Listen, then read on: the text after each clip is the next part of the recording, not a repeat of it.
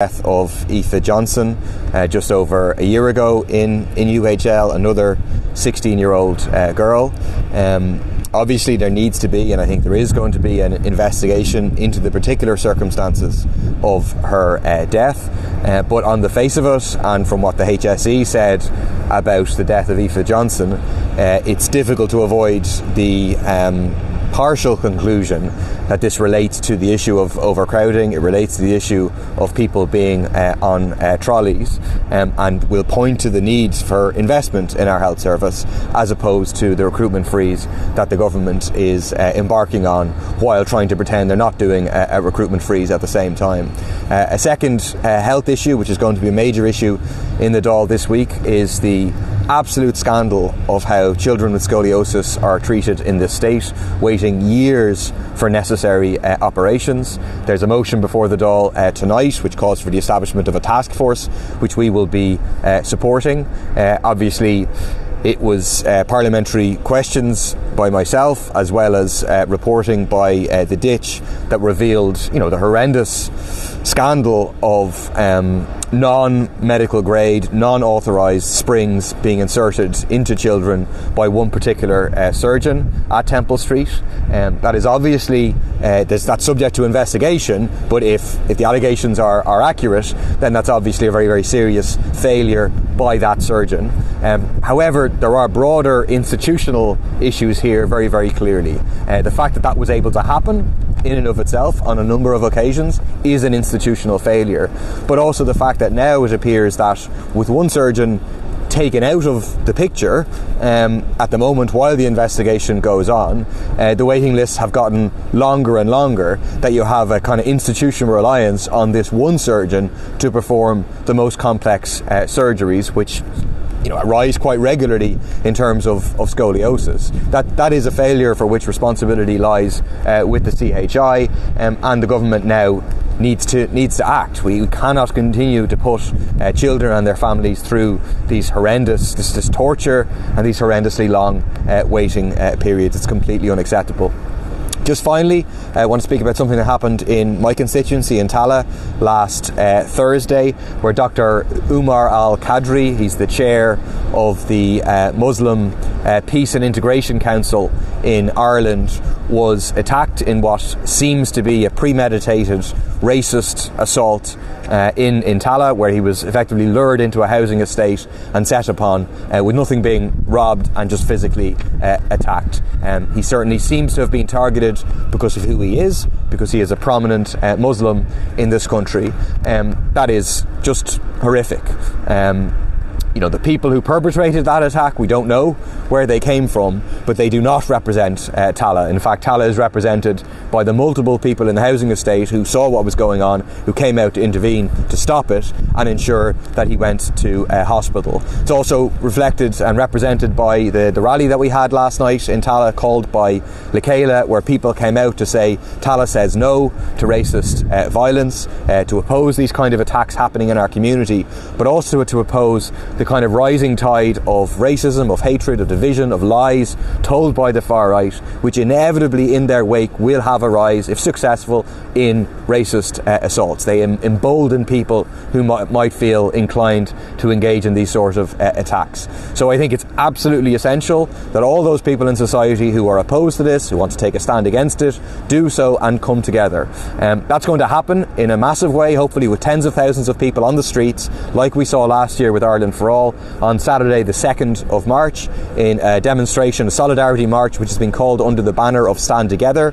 The idea that being that we need to stand together against racism, against hatred, against division, against war, but also stand together to fight for housing, for healthcare, for rights for all people, and to point out that we need to share the wealth in this society, that Ireland is an enormously wealthy country, that we do not need to have a housing crisis, we don't need to have a health crisis. The reason for these crises is not because of asylum seekers, is not because of migrants, because of policies pursued by the government in the interest of those who benefit from those crises, the profiteers in terms of the health industry and the corporate landlords and private developers. So that's Saturday, 2nd of March. Over 100 organisations have now signed up to support that at 1:30 p.m. at Parnell Square.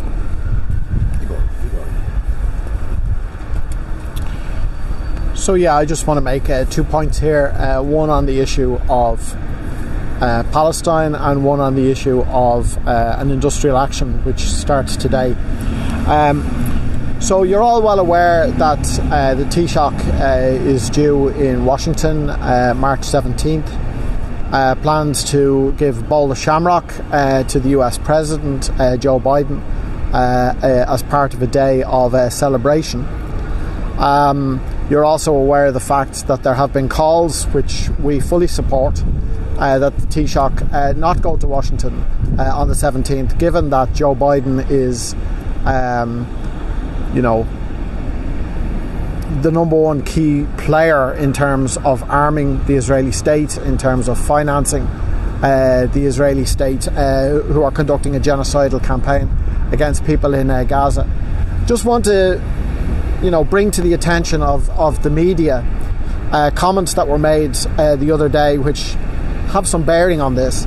There were comments made by a member of Israel's war cabinet, Benny Gantz, who issued an ultimatum and said that unless all the hostages were returned by Ramadan, that there would be an Israeli offensive into the city of Rafah.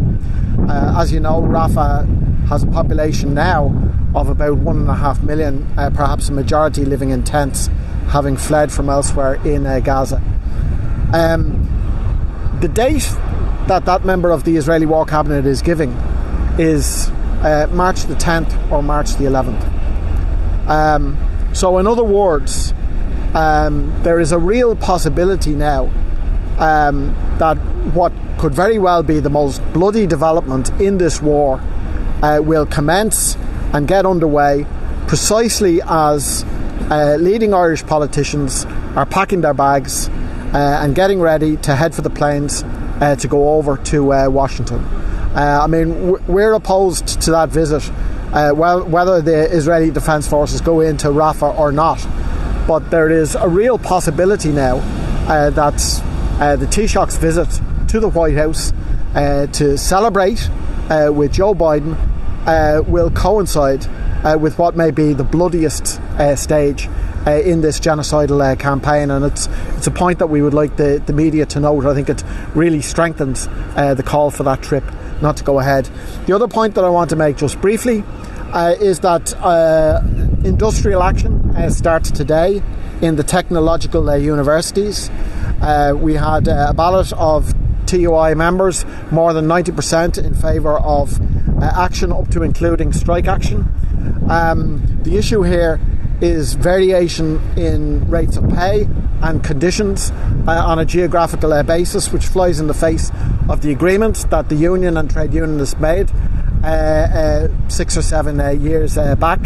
And the government, today's action will not affect student services, but it is the beginning of an important campaign of action, and the government would do well to note it. And they should intervene before it escalates and it starts affecting students' classes and the like. Right is on the side of the lecturers who are taking the action today, and it's an important development which we're aiming to get a Dáil debate on tonight under topical issues. Okay, just two brief points.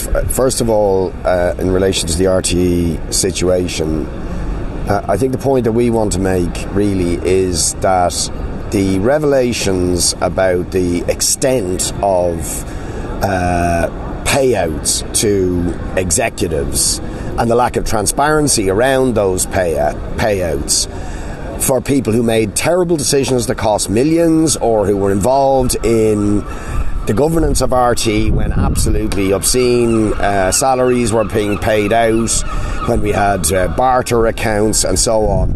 The revelations about these payouts and the lack of transparency around these payouts is really stomach churning for ordinary RTE workers who are looking down the barrel of up to 400 redundancies, where we had many workers in RT who were victims of bogus self-employment, and indeed where the net result of the terrible mistakes of some of the people who are getting these big payouts or got these payouts may mean the suppression of hundreds of jobs, and where those jobs will end up being outsourced and being far more precarious, of far lower quality. So exactly what shouldn't have happened in RTE is happening. In other words, ordinary workers and the quality of public service broadcasting are going to be the losers, while top executives walk off with massive salaries, and we don't even have full disclosure